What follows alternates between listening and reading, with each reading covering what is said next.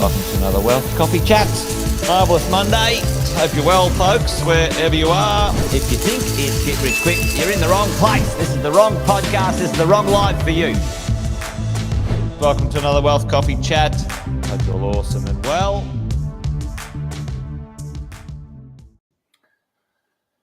Yeah, good morning, everyone. Morning. Yeah, happy Valentine's indeed, James. Hopefully you got something organised out there, folks. But if not, maybe you can have a happy Valentine's with us here on Wealth Coffee Chats this morning. Anyway, there you go. Hope you're all awesome and well, folks. Good to see you on. Got a few of the early birds or the late night owls. Kevin, mate, all the way from Florida, as always. Good to see you, buddy. Chris is in the house as well. Morning, Chris. Brad's here. How are you, mate? James, how are you, pal? And Jeff. Awesome to have you here, folks. Great to see you this morning. While things are warming up, I'll do the quick intros. As you guys know, usually we do the intros about the show, Wealth Coffee Chats, every day, 10 past 8. Make sure you put it in your reminders or something like that. Sign up for those alerts, folks. The alerts. I think most reliable YouTube, not too bad. Talk about reliable. It'll be handy to have the internet be reliable. Hopefully it's going to hold up today, folks. And morning, Beck. Morning to you. Good to see you here. Welcome along. Fantastic to have you here. Alex is here too. That's great. We've got plenty of regulars in the house, which is awesome. Jason Witten's my name. Most of you know that already, though. But if you don't, then there you do. You know, now you know. There, where is it? There, on the screen. If you're new, hello, welcome. Fabulous to have you here. Let us know in the chat if you can. Give us a shout out. Say hello. Fritz, morning, mate. We're catching up this morning. Looking forward to having a chat, mate. And Facebook user behind the veil. Good to see you, whoever that is. There you go. Well, let's get into it this morning, folks. Got a fair bit I want to sort of talk about and go through as we've been going through the high-level conversations about property investing, resetting our goals, looking at our strategies, and making sure we're in the right place for this year. And today I want to talk about income. Yesterday, if you didn't jump on the live yesterday, we talked about the 4 quadrants of property investing, or basically the 4 quadrants of investing, what you need to sort of appreciate and understand as an investor as we go along. But today I'm going to deep dive into the income side of the equation, folks. Income is, let's face it, the number one driver for most of us as property investors. In the early days, in the first 5 to 7 properties, income is the driver for acquisition. Income. You have to be able to borrow money because most of us aren't sitting on a big pile of cash under our pillow or our bed, are we? All right. The ability to borrow using our income is vitally important. Next, very closely, is the deposits you have, but we'll talk about that at another time. But income, let's talk about income. Not all income is created equal, folks, in the eyes of the banks and the lenders. Well, what do you mean by that, Jason? Well, let's talk about income and what that means. Let's get you playing along in the chat if you've got the ability to put some stuff in the chat. What are the three types of incomes that, in general, that most of us will maybe use or have as part of our approach to borrowing in the future? Now, usually it's two of these things for everyone, but there's three types of incomes out there in general. This is just broad terms for it. What do you guys think that might be? Three types of income. Tell me. Chuck it in the chat. PAYG, business investment. Boom, Chris. All over it like a Queenslander over a cold ice cream, a cold beer on a hot day. Is that right? Legal, borrowed. Oh, actually, that's not bad, Jeff. I might use that one day. Actually, that's a good spin on it, right? I love it, mate. I love it. All right, job, PAYG, pay as you go. All right, most of us are in that space. Most of my clients and customers that I've helped over the last 21 years in this game, 70, 80% are job PAYG, right? Business. It could be self-employed. It could be all sorts of stuff, but that's a broad term. Business income. You own a business and you might get profits. You might get director's drawings. And you might get a bunch of other things, okay, when it comes to the world of income. Your business produces some momentum, and then you can benefit from that. That's one of the reasons I love business owners when it comes to the world of investing. There's a downside to being a business owner when your business isn't going so great. The world's shit when it comes to borrowing, and shit's an understatement, right? But when the world's going well and your business runs well, it accelerate, catapult you very fast into the future. PAYG jobs are very stable and consistent, and they're less volatile when it comes to income terms. Okay, so job income, business income, and then investment income. You buy some investments of some description. It doesn't matter what it is, whether it's property, whether it's shares, whether it's whatever, an income.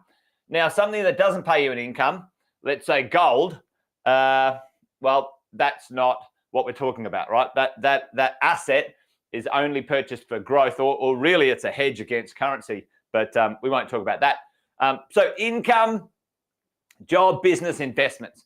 Those three incomes are the most common when we are dealt with. Now, here's the magic question.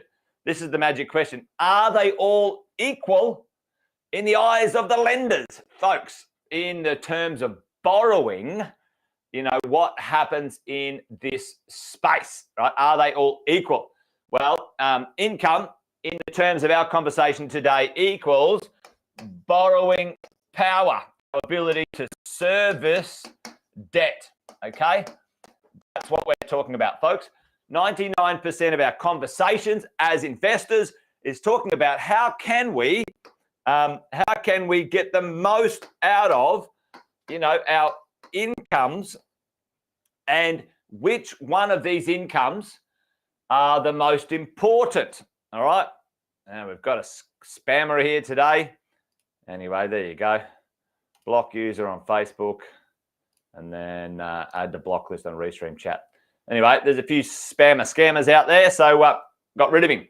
Okay, so income, job, business, investments, which ones are more important? Right, folks, so tell me right now in the chat, are all job incomes created equal?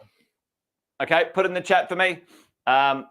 Anyone know kind of like the styles of job incomes that we might be able to get?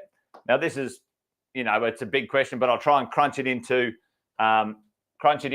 things. Right. So if you are full-time employed,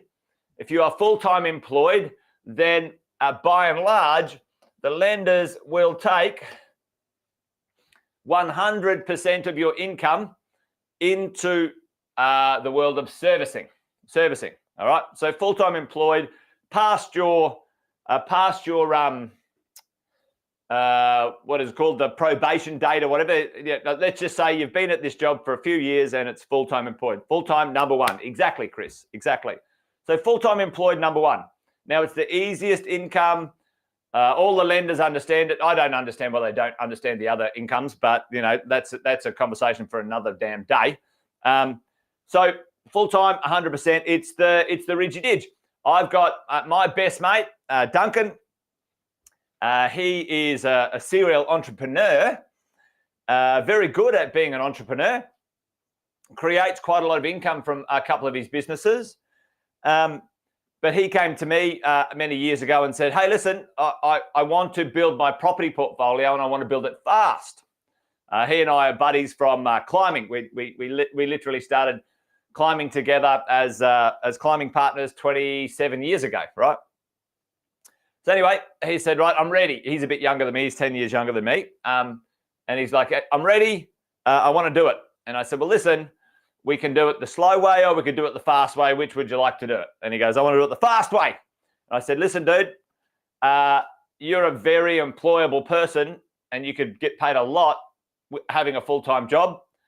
Go get a full-time job and we'll get you your properties in a flash. He'd saved up some money over time as well. So he went and got a full-time job and then, we've been able to get him 7 properties in 4 years. Boom, his portfolio's done really well, right? So full-time job, banks love it. Business income, not so much, okay? If it's not consistent, your business income not consistent, your up and down, your profits up and down, you don't have some money this month, you got 10 grand, next month you get nothing, right? That is, that's not so great. Okay, part-time, all of those sorts of things are less, okay? And, in percentage terms,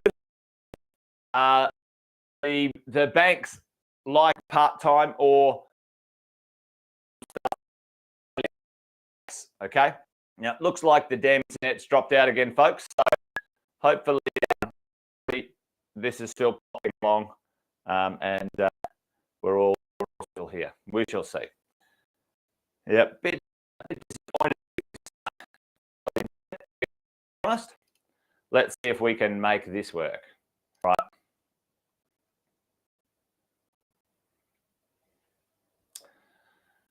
All right, let's see. Let's see if I've transferred over to the 5G. I wonder if that's any better. Let's see if it happens. Let me know in the chat, folks, if you're still there. We'll see if this gets going on. Quick hello to Scott as well. Hey, mate, how are you? Good to see you, Scott. Scott's there. Anyway, I think it'll be recorded and uploaded later, but it's good to get your interaction when you can, but the old internet's not playing along with me today. But anyway, let's keep going. Right, business income.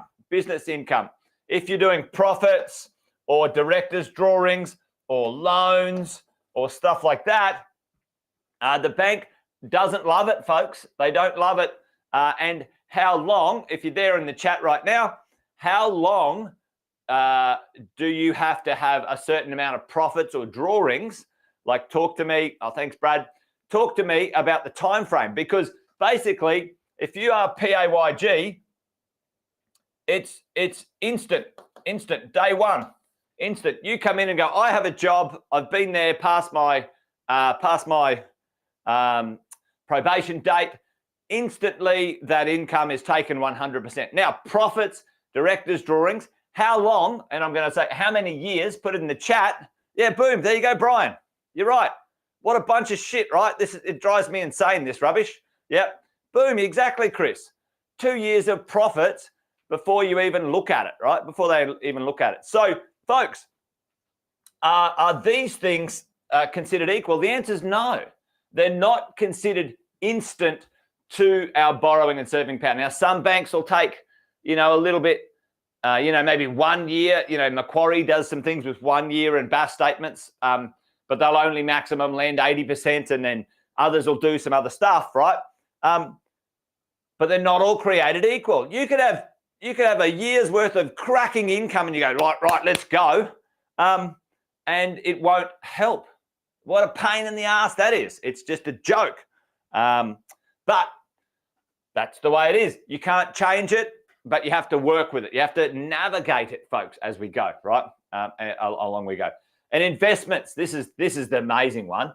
Tell me, what percentage of income will they, is it 100? Let's just say an investment property, folks, just a simple investment property.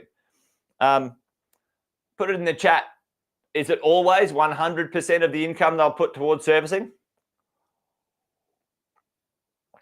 And anyway, that's a trick question. It gives it away, isn't it? The answer is no. These cheeky pricks, right? They'll go, oh, we'll only allow, 80% of the income. Yep, 75% of the income. What a bunch of shit. Like, it drives me insane. Anyway, this is the game we play, folks. This is the game we play. Some lenders will allow 100%. Some will allow 70%. Some will allow 80%. Some will add back the depreciation. Some won't even pay any attention to it. Right? It's a pain. So set between 70 and 100% of the income of that income might go towards your ability to service. All right. So not all income is created equal, ladies and gents. Not all income is created equal. Okay. So for us as investors, we've got to think about the two things. 50 weeks that they want a vacancy rate and all that sort of stuff. I'm like, well, hang on, piss off. Anyway. It is a bit annoying, but it is what it is, and you've got to understand and manage this as an investor. Right. Okay, there's two things in this game when it comes to the world of income and ultimately the ability to service and borrow more money, folks. You've got to get your income up. 100%, no matter where you are right now, if you can get your income up, team, that allows you to borrow, buy a better property, and continue to move forward, right? Income up, whatever it is. What is the thing for you? Is it a pay rise? Yeah, that's right, Jeff. The tax man taxes you on 100% of your income, but the bank will only allow 70% of it to count. What a bunch of shit. Yeah, exactly. So get your income up best you can. Pay rises, job promotions, whatever it is. How's this shit though? You go and do overtime, right? You go do overtime on your regular job and earn more money, and the bank will go, oh, no, we won't take that. We won't take that. And you're like, what? Anyway, don't get me started. All right. And you need to get for the short term, your income up and maybe your expenses down. Now, the expenses don't count as much, folks. But, some expenses that do count, that will make a big difference. Put them in the chat. What are the expenses that most people have got to eliminate as quick as you can if you're starting out in investing? What are the 2 or 3 high-level expenses that if you eliminate these, then it'll help immensely. Your cost of living, yeah, boom, credit card, you're dead right. Bad debt, Beck. Any bad debt, which includes credit cards, cut them up, folks. Get rid of them. They are the crack cocaine to your borrowing problems. You don't need them. Get rid of them. Yep. Car loans, school fees. Don't lease a car. Yeah, you're dead right. Listen, folks, I'm telling you right now, don't lease a car. Save up money and buy a $15,000 car with cash rather than, buying a $60,000 car and putting it on a lease. Now, I'm not telling you how to live your life. Sometimes we say, well, stuff it. Kids are expensive. You're dead right, James. You're dead right. if you want something and you've got a certain amount of money to go around, you want to buy another investment, sometimes the expenses have to be rationalized. Yep, charge card, boom, Brad, exactly. All right. Now, the expenses don't move the needle as like massively, but they bloody help. You know, a credit card, a car loan, and let's say a HEX debt, folks, which is pretty normal. A young person coming out of life, you know, car loan, HEX debt, and a credit card. No wonder you can't buy a damn property, folks. So get rid of those things. Anyway, those things are super impactful. Super impactful, okay, as we go. So manage those, but let's have a quick look. I'll do a quick share screen here. This is an interesting one. This is our calculator we chuck in and put in here. So let's go and do this. Let's go $100,000, right? So, and this has nothing. This has got no expenses in and stuff like that, folks. So just, take this with a pinch of salt at this moment. So in here, it says, look, it says like $1 million, What's the difference? This blows me away. Look at this, ladies and gents. This is the stuff where you go, if you went to the Commonwealth Bank, and let's say this was all ridgy-didge, you went to the Commonwealth Bank, they go, oh, mate, get yourself a $600,000 loan. But if you qualified with NAB or Advantage, it's $1 million. That's the difference in who you take your income to. Can you guys see that? Let me know.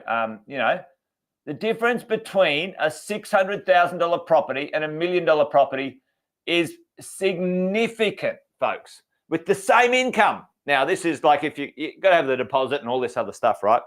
But this is the thing, right? This is the thing. Now, let's go down here and say, all right, well, you got, you get yourself a $20,000 pay rise. What does that do in the world of borrowing? Boom, $20,000, folks. Listen, 20 grand in income is $200,000 worth of borrowing, okay? Or thereabouts, depending on your expenses and your costs, okay? So don't underestimate how powerful that stuff is, team, all right? If you dropped your credit card, got rid of the $10,000, and then you added $20,000 of pay rise, then your ability to purchase and borrow accelerates exponentially, team, significantly, okay? So that's the sort of stuff when it comes to income. And check out the incomes that are accessible in some way here, right? Base, second job, casual, commissions, overtime. See, they're different. They're not the same, right? So down here, it's different, and they'll have a little notes here you can put in and have a, allowances, bonus. So if you get a bonus, that's not directly the same. Foreign income, investment income, interest income, annuities, carers income, government pensions, others, tax, whatever, et cetera, et cetera. Brad, this is a tool. This is a tool that we have as lenders, as brokers. So this is our positive money calculation tool. So we use this when you're using the team at Positive Money. They use this tool to help understand and find out which one of these lenders are going to be right for you. Okay, as you go. Check this out. If you're with Combank, if you're with ANZ, you get 600 grand. But if you're with NAB, you get $1 million. That's $400,000 difference. Crazy. Anyway, there you go, folks. Wealth Coffee Chat done for today. Not all income is created equal. Okay, not all income is created equal. You, as an investor, need to make sure you get the income up and the right income's up. Manage those expenses and use the income with the right lender, folks. The right lender, the right bank for you. Okay, that's why you got to have a great set of experts in the broking and finance field to get the most out of where you're at. Okay, the most out of where you're at. All right, folks. Hopefully that was useful today. Wealth Coffee Chat done and dusted for today. Happy Valentine's for those who joined a bit late. Hope you've got something lined up for today. Have a nice time. Even if you don't believe in the commercial thing, you got to believe in love, don't you? A little bit anyway. All right. I'm a big softie. I'm a big romantic. All right, folks. That's it. Wealth Coffee Chat's done and dusted. Make sure you leave us a comment in the chat if you want me to have a conversation about anything in the future. Let me know. Tomorrow, the next couple of days, we're going to talk about this, right? So we did income today. Tomorrow, we're going to do assets. We're going to dive into, are all assets created equal, folks? And as an investor, how does it work? What's the best way to go about it? Anyway, that's it from me, folks. Thanks for joining. Take care. See you tomorrow. Bye for now.